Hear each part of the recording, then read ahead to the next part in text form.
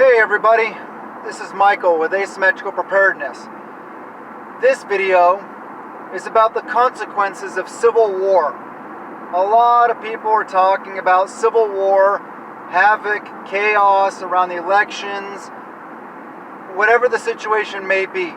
Boogaloo, Revolution 2.0, whatever you want to call it. But first off, if you guys like the channel, please subscribe, hit the like button, do those things, ring the bell notification thing, and check back often. Especially when you notice that I'm starting to get closer to the next 1,000 mark, because YouTube loves to unsubscribe conservative channels subscribers. And Patreon link in the description. We got awesome exclusive content there. Check out the things in the description box. Good stuff there. Back to it. So what about civil war? A lot of people are talking about it, you know. The country is so divided right now. Politically. And some people would try to say ethnically, although I don't believe the hype. I don't believe that. I do not believe that this country is systemically racist. I do not believe that blacks hate whites or that whites hate blacks at all. I think that there are some racist people out there of all skin colors. I do not believe it is an issue in the United States. I believe that most people are good people and realize that we don't hate each other. We love each other. So don't believe the hype about a race war, about, black versus white, white versus black bull crap. It happens, yes, and it is unfortunate, and it is horrible, and that is a very bad thing for our nation. Being together, working together, those are good things. And that's what good people do, and that's what good people realize. Then we know the truth. We realize that there's no hatred there. So that's all right. But anyway, we are very, very, very divided politically. This is a very big election, and I know we say that often, that it's a big election. Every election is a big election. It is important. It is important for both sides. Feel that it's important. It's just we're going, and mainly due to the mainstream media. The media just pushes us apart. They love to create hate and discontent. That is the single greatest problem with our nation, I believe, is the media. Defund the media. Seriously, we need to get rid of our media and start finding truth. Because we share, even the far left liberal and the far right conservative still probably agree on at least 70% of issues, if not 80% of things having to do with life in general. It's just the differences. Same with, different churches. Most, Christian churches pretty much believe the same basic things. There's 10, 20, maybe 30% of the things that are different. But anyway, let's talk about conflict and what are the consequences. First off, even people that have been in combat veterans, military members, do not, and some of them may understand, they may comprehend what war would be like on our own soil. But they've never been through it. Nobody has ever been through a war on our soil. They've never seen combat in our neighborhoods, in our cities, on our streets. We've never been in fear for our lives in a combative sense of the meaning. Maybe some people in inner cities where there's a lot of gang violence or stuff like that have maybe some of that same feeling and maybe some of the same experience. But for the most part, we do not understand the implications of civil war on our soil. First off, let me get this straight. War is not cool. War is not fun. War is ugly. War is violent. War is horrible. It is a last resort. Yes, sometimes we have to go to war. There are things worth fighting for. But do not ever think we should go to war on a whim, or that it's going to be fun to start the boogaloo. No, please don't. Be serious about this. Think realistically. Your loved ones, your friends, your families, your coworkers are the ones that are going to be fighting. Either fighting each other or fighting on your side or fighting on that side. Doesn't matter. We and our friends, our families, our neighbors, our people are going to be the ones dying, the ones suffering. Our infrastructure is going to be affected. There's a lot of stuff that is affected by war on our soil. Neighbors fighting neighbors, like I said. Destruction of our homes. Destruction of our businesses. Destruction of our infrastructure, like I talked about. Our schools, our hospitals, our power grid, our water sources, our food sources, our transportation sources, bridges being taken out, all those kind of things. It's not pretty. And I don't even know, I can't say how it's going to go down if it does. Is the military going to be involved? To what extent is the military going to be involved? National Guard, DHS, Border Patrol, State Patrol, police departments, sheriff's departments. There's so many armed groups in our nation. And then also, for what? What would we be, here just one sec. All right, sorry about that. For what would we be accomplishing? What is our end game? I feel that my end game would be to eventually get back to and restore a small government constitutional republic. But what if the other happens? What if a Marxist, socialist, communist takeover gains traction and actually ends up winning? It's possible, yeah. Everybody throws it aside. Everybody stacks up all the odds and says all the odds are in our favor. We got all the guns and stuff like that. Well, that's not necessarily true. Do not ever underestimate your enemy. Take him seriously. It is better to overestimate him than it is to underestimate them. Because at least you're erring on the side of caution. I mean, this is serious business, people. This isn't a joke. This isn't funny. This isn't something I want or I hope any of you want. This is something that, yes, may come before us. I am more than willing to step up and do my part that I feel is right, but I don't want it to happen. So what could be the end game? We can end up with a constitutional republic back to where we should be. We could end up with a Marxist government, a socialist, communist, whatever. We can end up with a dictatorship. We could end up with balkanization, where we have many different nations, and then some of them may be controlled by warlords, dictators. There may be some constitutional republics. There may be communist areas, whatever. It would be, in some situations, the end of the United States, which I do not like. I do not want that. Although I think that maybe balkanization possibly might be an answer. Because of the fact that we're so divided. We could separate into areas and be around people that we agree with and we associate with and we hold the same moral, ethical, faith, political values, just life's values as others around us. That may be a better option. I mean, the United States is huge. And to have one federal government over an area, landmass, and a population that large just does not cater very well to the populations. So, I mean, I know, yes, we have state government, we have local governments and stuff like that established. Yes, and that's who's supposed to be answering for us. But a lot of the powers have been stripped from the states and given to the federal governments against the Constitution.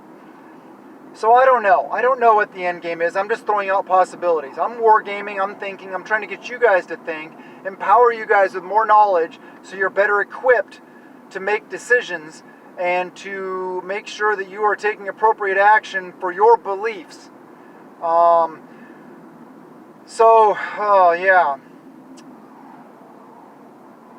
Another thing, let me see, what was I thinking? I was thinking, would the government, the government, would we end up with a bigger government or a smaller government?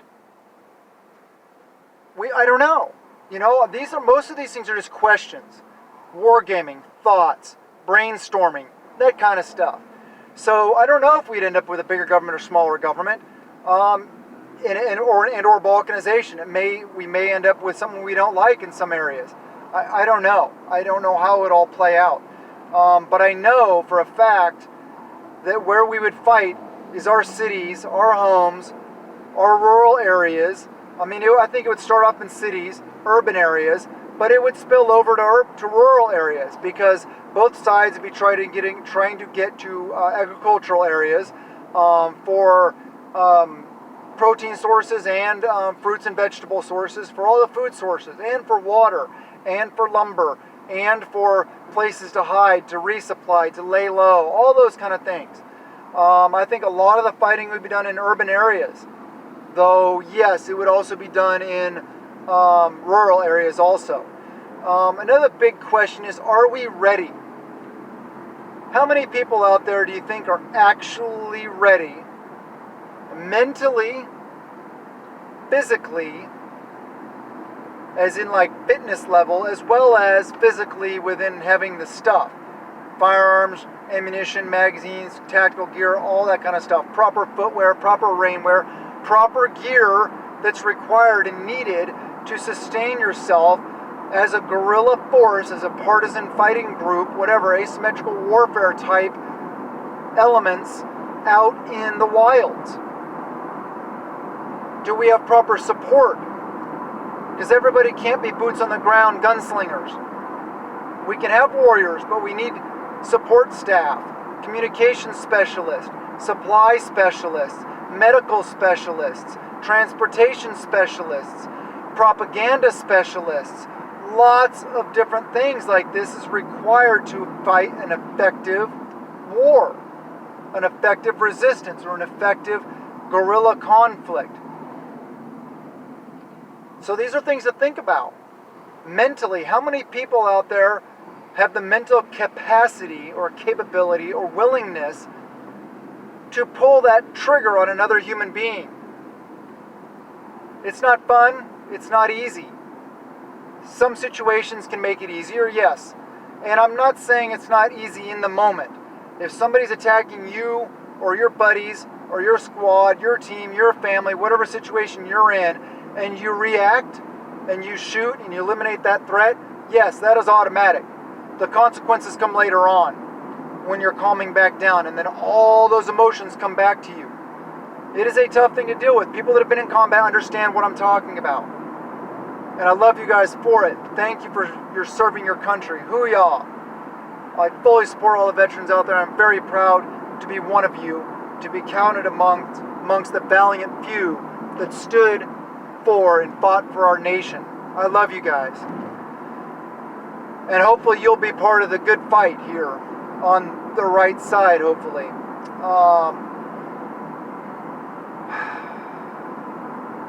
How many people will be willing to fight or support the cause? You don't need to have that many people, really, that high percentage willing to do the fighting. That can be a smaller percentage, although you still need numbers. But the support is the big thing.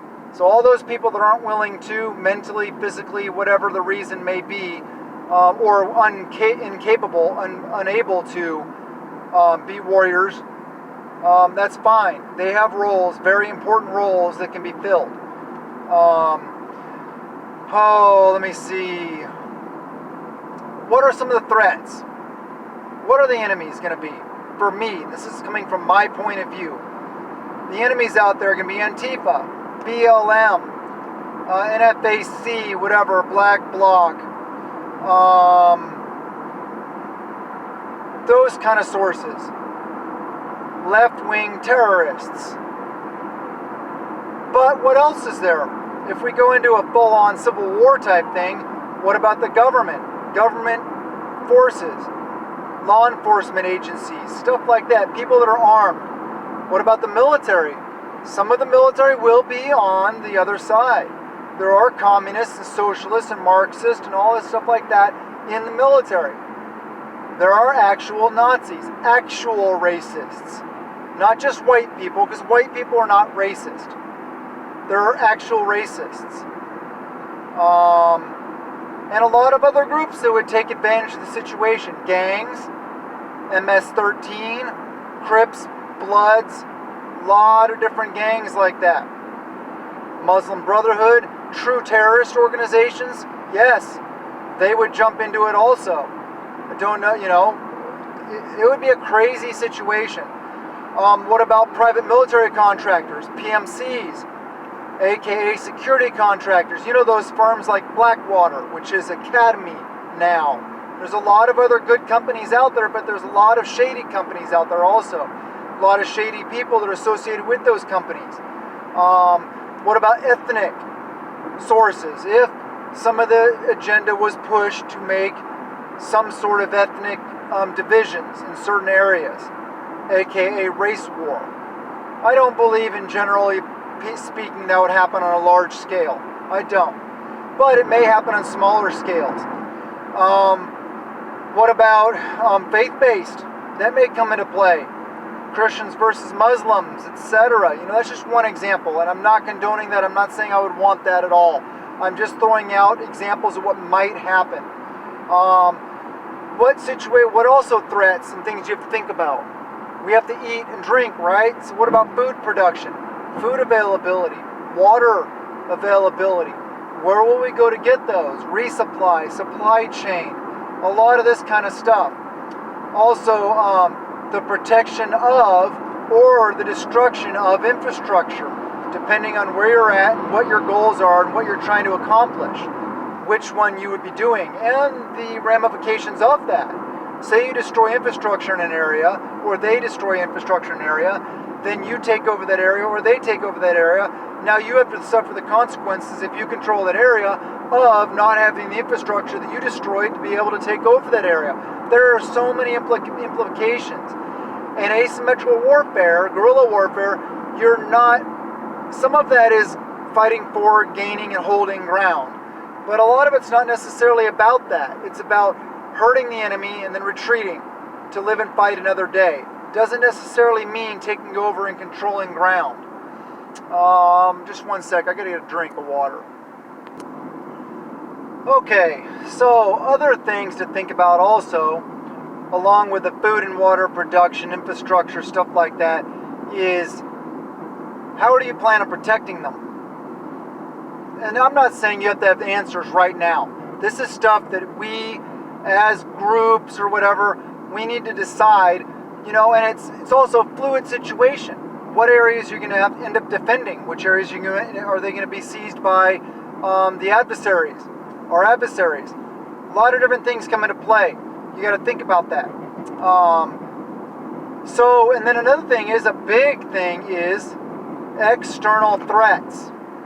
If the United States starts warring amongst itself, if we're fighting a civil war, revolution, boogaloo, whatever you want to call it, on our own soil, how are our enemies out there going to be able to take advantage of that? What is Russia going to do? China, North Korea, Iran, just to name a few countries. Not to mention other countries that may just hop at an advantage, hop at the opportunity. That may not necessarily be a huge threat to us right now, but who would jump on board and become a threat to us, whether economically or militarily? These are things we got to think about. There would be some big things involved with that. Some threats. We may be in the middle of a civil war and then get invaded by Russia.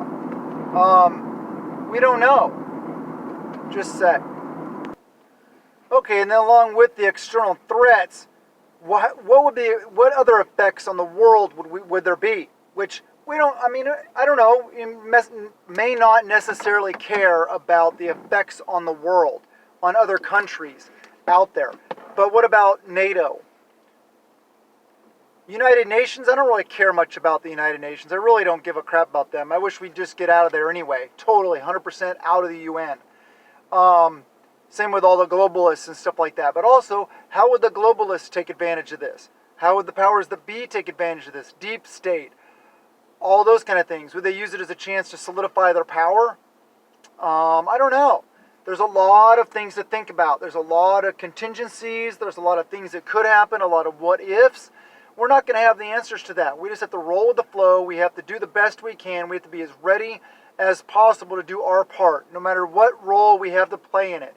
We have to be able to be as ready, willing, and able to fill our roles in a coming conflict if it happens. Hopefully it doesn't. But if you're boots on the ground, I hope to God you're working on fitness. Fitness, fitness, fitness, because if you're fighting guerrilla style warfare, you're going to be, walking long distances, setting an ambush, hitting an enemy column or an enemy group, and then getting the hell out of there on foot as fast as you can back to rally points, and then you're going to disperse into the mountains, into the woods, into the rural areas, all that kind of stuff, to meet up later on, form up again, attack again.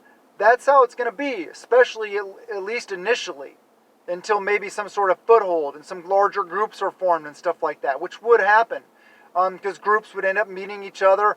They'd end up forming. They'd end up, coordinating with each other. Coordination efforts would improve, stuff like that. So that would happen. But these are all eventualities. I'm really just trying to empower you guys, getting you guys to think about the fact of what some of the implications of war on our soil would be. It would not be pretty. I know I'm not trying to scare you guys. We prep out of peace of mind, out of fear. So prep a little every day. Do the things that you can. Don't sweat the things that you can't, that you have no control over. But be as ready and as empowered, as knowledge, as trained as you possibly can. Stand firm, stand strong. I love you guys, and blessings to you and yours.